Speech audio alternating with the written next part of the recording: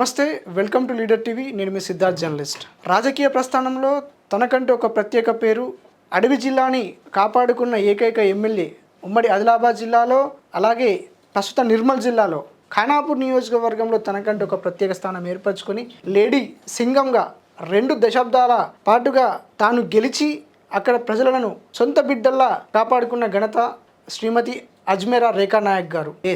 ఇప్పుడు ఈ ప్రస్తావన ఎందుకు వస్తుందంటే, తను చేసినటువంటి సేవలే ఇప్పుడు ప్రజలు మళ్ళీ అలాంటి రాజకీయ నాయకురాలు ఉంటేనే ఖానాపూర్ అభివృద్ధి చెందుతుంది, ఖానాపూర్లో తను చేసినటువంటి అభివృద్ధి పనులే మళ్ళీ తనని మరొకసారి ఎమ్మెల్యేగా, మరొకసారి అధినాయకురాలుగా మరొకసారి చూడాలనుకుంటున్నారు ఖానాపూర్ ప్రజలు. గతంలో 2 సార్లు తెలంగాణ రాష్ట్రం ఏర్పడిన తర్వాత బీఆర్ఎస్ పార్టీ తరఫున తను 2 సార్లు మరి ఎమ్మెల్యేగా అక్కడ ఖానాపూర్ నియోజకవర్గంలో తనకంటూ ఒక ప్రత్యేక స్థానాన్ని మరి ఎంచుకున్న ఘనత శ్రీమతి అజ్మేరా రేఖా నాయక్. తను మాట్లాడిందంటే ఆ నియోజకవర్గంలో హడలే. తను చేసినటువంటి సేవా కార్యక్రమాలు ప్రజల్లో ఇప్పటికి కూడా చిరస్మరణీయంగా ఉన్నాయి. గత 2 సంవత్సరాల కింద జరిగినటువంటి ఎలక్షన్లో తనకు బీఆర్ఎస్ పార్టీ టికెట్ ఇవ్వకపోవడంతో ఆమె అసంతృప్తి చెంది మరి కాంగ్రెస్ పార్టీ, ఈ ప్రస్తుతం అయితే ఇప్పుడు మనకు అధికారంలో ఉన్నటువంటి పార్టీ కాంగ్రెస్ పార్టీ ఉంది కాబట్టి దాంట్లోకి రావడం జరిగింది. ఇప్పుడు ఖానాపూర్ నియోజకవర్గంలో విడమ బొజ్జు పటేల్ అనే వ్యక్తి ఇప్పుడు ఎమ్మెల్యేగా ప్రస్తుతం కొనసాగుతున్నప్పటికీ తనకంటూ ఒక ప్రత్యేక శైలి, మాజీ ఎమ్మెల్యేగా ఇప్పటికి కూడా అక్కడ ప్రజల్లో ఉన్నారు. ఆమె చేసినటువంటి సేవలు రోజు కొనియాడుతున్నారు.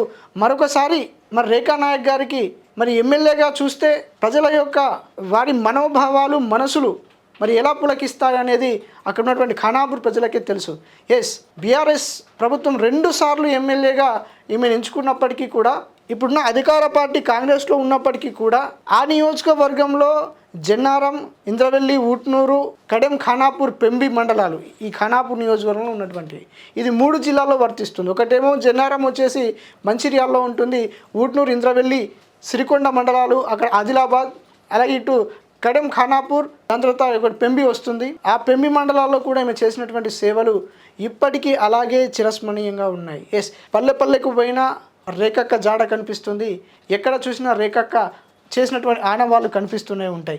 మరొకసారి ప్రజల్లోకి రావాలి, ఆమె వస్తుందన్న నమ్మకంతో ప్రజలు కూడా మరి అక్కడ చూస్తూ ఉన్నారు. మరి రేఖక్క గారు చేసినటువంటి సేవలు అంత ఇంత కాదు. అక్కడ బడుగు బడిగిన వర్గాలకు డబుల్ బెడ్రూమ్లు ప్రత్యేకంగా నిర్మించే క్రమంలో తనకంటూ ఒక ప్రత్యేక స్థానం ఏర్పరచుకొని ఎవరికైతే అర్హులు ఉన్నారో వాళ్ళకి ఇల్లు ఇవ్వడం జరిగింది. మరి అక్కడ చూసుకుంటే కడెం ప్రాజెక్టు కావచ్చు, దాన్ని మరమ్మతులు చేపించినటువంటి ఘనత మరి రేఖా నాయక్కి చెందుతుందని చెప్పేసి మరి గత 2 సంవత్సరాల ప్రభుత్వ పాలనలో ఈమె ఎమ్మెల్యేగా ఉన్నప్పుడు తను చేపించారు. కొన్ని రాజకీయం అన్నప్పుడు చాలా దాంట్లో ఒడిదుడుకులు వస్తాయి. దాన్ని సుదీర్ఘంగా తుడుచుకొని ముందుకు పోతేనే ప్రత్యేకమైన స్థానాన్ని ఏ పార్టీలైనా ఎంచుకోగలుగుతాం. మరి ఇప్పుడున్న పరిస్థితులలో మరి రేఖా నాయక్ గారు అది ఇప్పుడు కాంగ్రెస్ పార్టీలో ఇప్పుడు ఆమె ఉన్నారు. అలాగే ఇప్పుడు రేఖా నాయక్ భర్త గారు అయినటువంటి అజ్మేరా శ్యామ్ నాయక్ గారు ఆసిఫాబాద్ నియోజకవర్గ ఇన్ఛార్జ్గా తను ఉన్నారు. మరి గతంలో కూడా తను పోటీ చేసినప్పటికీ చిన్నపాటి ఎలక్షన్ రిజల్ట్స్ కారణంగా తను అక్కడ ఓటమి పాలైండు. కానీ అప్పుడు ఉన్నటువంటి సీఎం కేసీఆర్ దగ్గర అయితే మేడంకు ప్రత్యేక స్థానం ఉండే. అది రేఖా నాయక్ గారు చెప్పిందే వేదం. రేఖా నాయక్ గారు ఆయన్ని ఒక శివలాల్ మహారాజ్ లెక్క పోల్చిర్రు. అప్పటికి ఇప్పటికి సీఎం దగ్గర తనకు మంచి పేరుంది. అలాగే ఈ కాంగ్రెస్ ప్రభుత్వం ఏర్పడ్డ తర్వాత కూడా ఆమె చేసినటువంటి సేవలు, ఆమె ఇప్పుడు ఎమ్మెల్యేగా లేకపోయినప్పటికీ మాజీ ఎమ్మెల్యేగా ఉన్నప్పటికీ కూడా ఆమె చేసిన సేవలను అంతో ఇంత మస్తు ఆ ప్రాంత ప్రజలు కొనియాడుతూ ఉంటారు. అటు విద్యార్థులకు కావచ్చు, వికలాంగులకు కావచ్చు, అంగన్వాడీలకు కావచ్చు, ఏ స్వచ్ఛంద కార్యక్రమాల్లో కూడా అక్కడ ఏఆర్ఎస్ యువసేన అనేది స్థాపించి మరి చాలామంది విద్యార్థుల నిరుద్యోగులకు అలాగే ఆమె చేసినటువంటి సేవలు ఏవైతే ఉన్నాయో ఎప్పటి చిరస్మయ అది నిలిచిపోయినాయి. అయితే ఆమె రాజకీయ ప్రస్థానాన్ని మనం ఒకసారి ఇక్కడ చూద్దాం. రాజకీయ ప్రస్థానం అజ్మేరా రేఖా నాయక్ గారు 2009లో రాజకీయంలోకి ప్రవేశించి భారతీయ కాంగ్రెస్ పార్టీ తరపున ఆసిఫాబాద్ జెడ్పీటీసీ నెంబర్గా పోటీ చేసి విజయం సాధించి 2013లో తెలంగాణ రాష్ట్ర సమితిలో చేరి ఉద్యమంలో చురుకైన పాత్రను పోషించింది. 2014లో శాసనసభ నియోజకవర్గం నుంచి పోటీ చేసి తెలుగుదేశం పార్టీ అభ్యర్థి రితీష్ రేతోడ్పై 30,000 మెజారిటీతో విజయం సాధించింది. 2018లో జరిగినటువంటి తెలంగాణ ముందస్తు ఎన్నికల్లో తెలంగాణ రాష్ట్ర సమితి పార్టీ టికెట్పై పోటీ చేసి అక్కడ ఉన్నటువంటి కాంగ్రెస్ పార్టీ అభ్యర్థి రాథోడ్ రమేష్ని అయితే అక్కడ కాంగ్రెస్ పార్టీ అభ్యర్థి రాథోడ్ రమేష్ గారు ఉండే అయితే 24,300 ఓట్లతో రేఖా నాయక్ గారు మళ్ళీ ఒకసారి ఎమ్మెల్యేగా బీఆర్ఎస్ తరఫున గెలిచారు. చూసిరా ఆమెకు రాజకీయ ప్రస్థానం ఏ విధంగా ఉందంటే ప్రజల్లో తనకంటే ఒక మంచి పేరు. రేఖా నాయక్ ఉంటే అప్పుడు బీఆర్ఎస్ ఉంటే రేఖా నాయక్ ఉండే సీఎంకి అత్యంత చేరువుగా తను ఉంటూ అప్పుడు ఆమె చేసినటువంటి ఏదైతే సేవా కార్యక్రమాలు ఉన్నాయో, ఉచిత సర్వీసులు ఉన్నాయో, మరి అక్కడ సేవలాలు, మరి ఇప్పుడు లంబాడి తాండాకు పోతే సేవలాలు గుళ్ళు కావచ్చు, మారుమూరు ప్రాంతాలకు పోతే రోడ్లు వేయించడంలో కావచ్చు, ఆమె చేసినటువంటి సేవలు అంత ఇంత కాదు. ఆమె 2 సార్లు ఎమ్మెల్యే గెలిచిందంటే ఆమెకు ప్రజల్లో ఎంత మంచి ఆదరణ, అలాగే ఆమె చేసినటువంటి చైతన్యం ఎంత ఉందని చెప్పేసి ఇప్పటికి కూడా ఆమె ఉంటే ఆ నియోజకవర్గానికి మంచి జరుగుతుంది అనుకునే ప్రయత్నాలు ఇప్పటికి కూడా ముమ్మరంగా మరి ప్రజలు అనుకుంటా ఉన్నారు. చూద్దాం, రాజకీయ ప్రస్థానం అనేది రోజు రోజు మారిపోతూ ఉంటాయి కాబట్టి మరి రానున్న ఎన్నికల్లో మరి రేఖా నాయక్కి ఎలాంటి ప్రత్యేక స్థానాన్ని అక్కడ ఉన్నటువంటి నియోజకవర్గ ప్రజలు మరి కనిపిస్తారనేది మనం ఒకసారి చూడాల్సిన సందర్భం ఎంతైనా ఉంది. అయితే రేఖా నాయక్ 2023లో జరిగే తెలంగాణ సార్వత్రిక ఎన్నికల్లో బీఆర్ఎస్ పార్టీ టికెట్ దక్కకపోవడంతో అక్టోబర్ 6వ తారీఖున ఆమె బీఆర్ఎస్ పార్టీకి రాజీనామా చేసి ఆమె 2023 అక్టోబర్ 20న కాంగ్రెస్ విజయబేరి యాత్రలో భాగంగా ఇక్కడ ఆర్మూర్లో జరిగిన రాహుల్ గాంధీ సభలో రాహుల్ గాంధీ గారి సమక్షంలో కాంగ్రెస్ పార్టీలో చేరింది. ఆమెకు బీఆర్ఎస్ పార్టీ టికెట్ ఇవ్వడంలో ఆమెను కొంత ఇబ్బంది పెట్టినప్పటికీ కూడా, రాజకీయ పరిణామాలు మారినప్పటికీ కూడా, నియోజకవర్గంలో ఆమె 2 సార్లు ఎమ్మెల్యే గెలిచినప్పటికీ కూడా బీఆర్ఎస్ పార్టీ ఆమెకు టికెట్ కేటాయించకపోవడం ద్వారా ఆమె కొంచెం మనోభావాలు దెబ్బతిని, నేను ఎలాగైనా ఏదో ఒక పార్టీలో ఉండాలి, నా ప్రజలను నేను కాపాడుకోవాలి, నేను ఎమ్మెల్యేనైతానా లేకపోతే రాజకీయ నాయకురాలనే అయితానా, ఇంకేదన్నా ప్రజలకు సేవ చేయడానికి నేను వారితో పాటు తోడు ఉండాలని చెప్పేసి మరి రాహుల్ గాంధీ గారి సమక్షంలో ఆమె ఎప్పుడు చేరిందంట 2023 అక్టోబర్ 20 తారీఖున అది ఆమె రాహుల్ గాంధీ గారి సమక్షంలో మరి కాంగ్రెస్ పార్టీలో చేరడం జరిగింది. అది బీఆర్ఎస్ పార్టీలో అక్కడ ఆమె 2 దశాబ్దాలుగా ఎమ్మెల్యేగా చేసినప్పుడు ఆమెకు ప్రత్యేకమైన హోదాలు కూడా మరి బీఆర్ఎస్ పార్టీ కల్పించడం జరిగింది. ఇక చూడొచ్చు 2016-18 వరకు మహిళలు, పిల్లలు, వికలాంగులు, వృద్ధుల సంక్షేమ శాఖ కమిటీ చైర్మన్గా, అలాగే తెలంగాణ శాసనసభ అంటే ఆమె ప్రత్యేక స్థానం కల్పించిండ్రు. అలాగే 2019లో ప్రస్తుతం మహిళలు, పిల్లలు, వికలాంగులు, వృద్ధుల సంక్షేమ కమిటీ చైర్మన్ అంటే 2 సార్లు ఆమెకు అదే చైర్మన్ పదవి ఇవ్వడం జరిగింది. అయితే ఇప్పుడు మనం చూసుకుంటే ఇప్పుడు ఆమెకంటూ కాంగ్రెస్ పార్టీలో ప్రత్యేక స్థానం రావడం కోసం, అలాగే మహిళా కమిషన్ మెంబర్గా అయినా లేకపోతే ఏదైనా ఒక మంచి స్థానం దొరుకుతుందని చెప్పేసి ఆమె ఇప్పటికి కూడా ఆమె వెయిట్ చేస్తూ ఉన్నారు.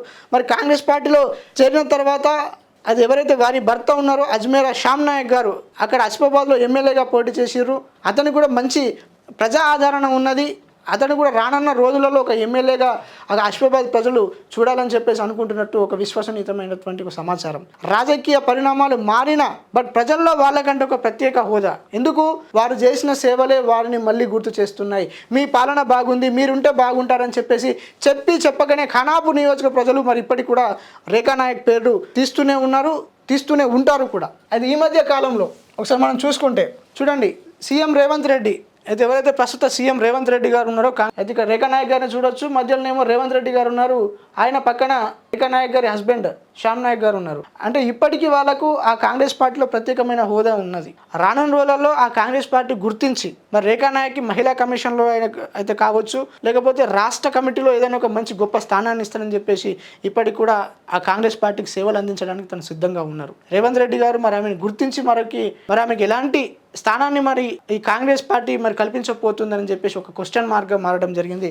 అండ్ ఇంకోటి ఏంటంటే రీసెంట్గా ఎవరైతే కర్ణాటక సీఎం డీకే శివకుమార్ గారు ఉన్నారో ఆ డీకే శివకుమార్ గారిని మరి అక్కడ కర్ణాటకలో శివకుమార్ గారి నివాసంలో మరి రేఖా నాయక్ కలిసినటువంటి దృశ్యాన్ని మనం చూడొచ్చు. అంటే తెలుగు రాష్ట్రాలలో కాకుండా అక్కడ ఆమె కర్ణాటకలో కూడా మంచి అక్కడ రాజకీయంగా సత్సంబంధాలు ఉన్నాయి. అది ఇక ఫోటోలో చూడొచ్చు రేఖా నాయక్ గారు, అలాగే డీకే శివకుమార్ గారు. ఇక చూడొచ్చు ఆసిఫాబాద్ నియోజకవర్గ పర్యటనలో భాగంగా పక్కన మంత్రి సీతక్క, పొంగులేటి శ్రీనివాస్ గారు, రేవంత్ రెడ్డి, అలాగే జూపల్లి కృష్ణారావు గారు, పక్కన శ్యామ్ నాయక్ గారు. ఈ కాంగ్రెస్ పార్టీలో వాళ్ళకంటే ఒక ప్రత్యేక స్థానాన్ని వాళ్ళు ఏర్పరచుకొని వాళ్ళు ప్రజల్లోకి మళ్ళీ పోవాలి, కాంగ్రెస్ పార్టీ బలోపేతానికి మేము సిద్ధంగా ఉన్నామని చెప్పేసి భార్యాభర్తలు ఇద్దరు కూడా కంకణం కట్టుకొని ప్రజలలో ఇప్పటికీ వెళ్తూ మంచి చెడు కార్యక్రమాలకి వాళ్ళు వెళుతూ వాళ్ళు చేసిన సేవల్ని మళ్ళీ అదే ప్రజలు గుర్తు చేస్తూ ఉంటే వాళ్ళు కూడా సంతోషానికి గురి అవుతున్నారు. కాబట్టి సో మొత్తానికి ఈ ఖానాపూర్ నియోజకవర్గానికి మళ్ళీ అది రేఖా నాయక్ సపోర్ట్. ఆ రేఖా నాయక్ గారు మళ్ళీ ఎమ్మెల్యేగా వస్తే ఖానాపూర్ బాగుపడుతుందని చెప్పేసి కొంతమంది మరి అక్కడ అనుకుంటా ఉన్నారు. అలాగే వృద్ధులు కావచ్చు, వికలాంగులు కావచ్చు, నిరుద్యోగులకు కూడా కావచ్చు, చాలా మంచి వెసులుబాటు ప్రయత్నాలు చేసినటువంటి ఘనత రేఖా నాయక్కి ఉంది. మరి రేఖా నాయక్ గారు అలాగే రేఖా నాయక్ గారికి కూడా మరి కాంగ్రెస్ ప్రభుత్వం ఏదైనా మంచి పీఠం అందిస్తుందని చెప్పేసి ప్రజలు కోరుతూ ఉన్నారు.